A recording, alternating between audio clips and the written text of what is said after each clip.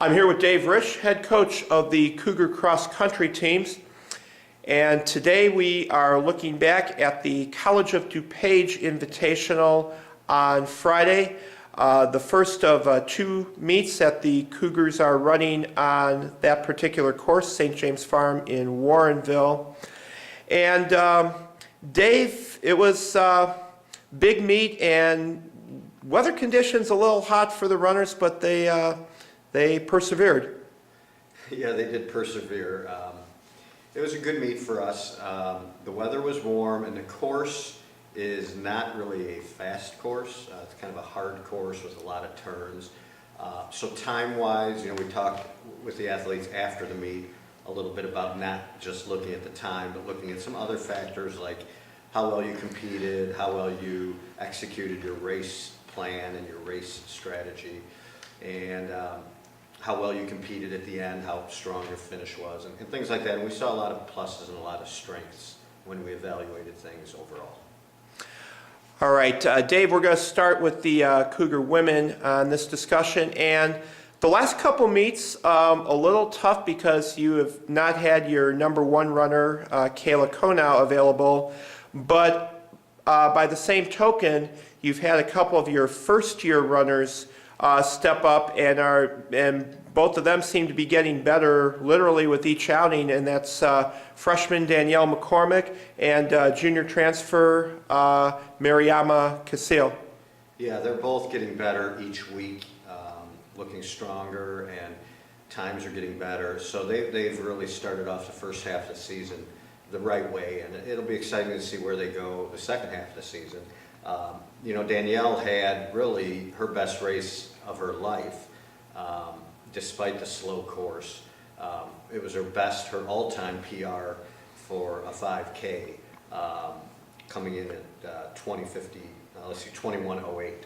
So, she was really excited about that, and we were excited for her. And she just really executed her race plan well and ran strong throughout the whole race, much like she's done in the first 4 races. Mariama, same thing. She comes to us with a little more experience. She's a junior and is actually a few years older. And she has just been really a focal point for us. She's really been strong. She's shown her personal strength. And she's a really good competitor. And her best is yet to come for sure. And I think we're going to see some really, really good things from her in the coming weeks. All right, and Dave, what other highlights were there among the women's performances? Well, Stephanie Pena raced her first collegiate race, so we were acknowledging her for that, and that's a really positive thing. And really, 9 of the women had course best time, so the best time they'd ever run on that course. And again, with Danielle's time, that was a PR, an all-time PR, so we had one all-time PR. Kind of hard when you run a 5K only one time of the year. So we did some converting and figured out, okay, how was that time compared to your 6K time? And what we saw was that really they had improved from the previous week, which was also a very good week for us. So the fact that they're continuing to improve and continuing to work hard is reason for a lot of optimism. All right, turning to the men's side now.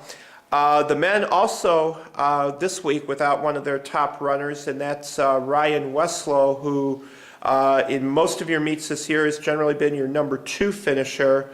But this week you had a new guy step into that number 2 slot, and that was Christian Rodriguez, a real good outing for him.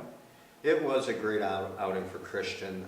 Again, looking beyond just the time, there were a lot of positives for Christian and a lot of the other guys, but specifically for Christian to finish as our number 2 runner when 4 years ago he came to us as a freshman without any running experience, and he has just improved leaps and bounds every single meet that he's run and has really become a really good college runner.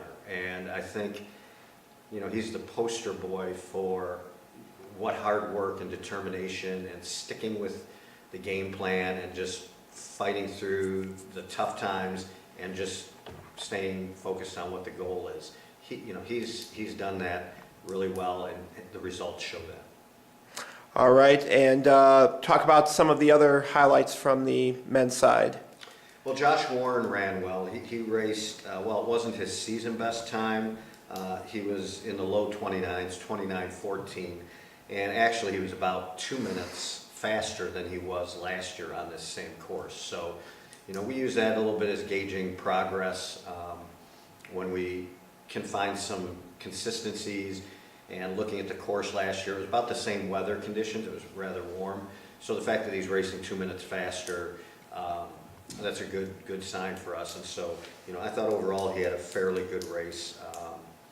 And we had a lot of people with season best times. The men, of course, ran 8K, which is what they normally run. But the men had 8 season best times and 7 course best times. So people that I thought raced well in having a season best time were Jerry Williams had a 3-second season best time. Christian Rodriguez was 44 seconds faster than his best this year. John Hoffman was 57 seconds faster. Ted Fisher was 40 seconds faster. Check that, 38 seconds faster. Tony Guerrero was 40 seconds faster than any other time this year. Tino was 3 seconds faster. 20 seconds faster. Nico was 35 seconds faster. And finally, Chris Gustafson had his best race of the year, 2 minutes and 36 seconds faster than he's run all year. So you can see a lot of our guys, more than half of them, had their season best time on a day that was rather warm, and of course it was not terribly quick. All right, this Saturday the Cougars are competing in the Wisconsin Lutheran Invitational. Certainly the course up there is one that your runners that have been with the program a few years are familiar with. And I can imagine, Dave, that probably be seeing some of the conference teams up there at that meet. Is that correct? Most definitely. They're expecting about 20 teams up there for the collegiate race, and then they have some grade school races before the collegiate race. It was the site of the conference meet last year, so it'll be nice to get back there. It's supposed to be really good weather, and it is a nice course to run on, and so we're really excited to get up there and continue to show our progress like we've done the last 3 weeks. All right, Dave. I'd like to thank you for your time this afternoon, and best of luck to the team as they train and get ready for this Saturday. Thanks a lot, Jim, and go Cougars.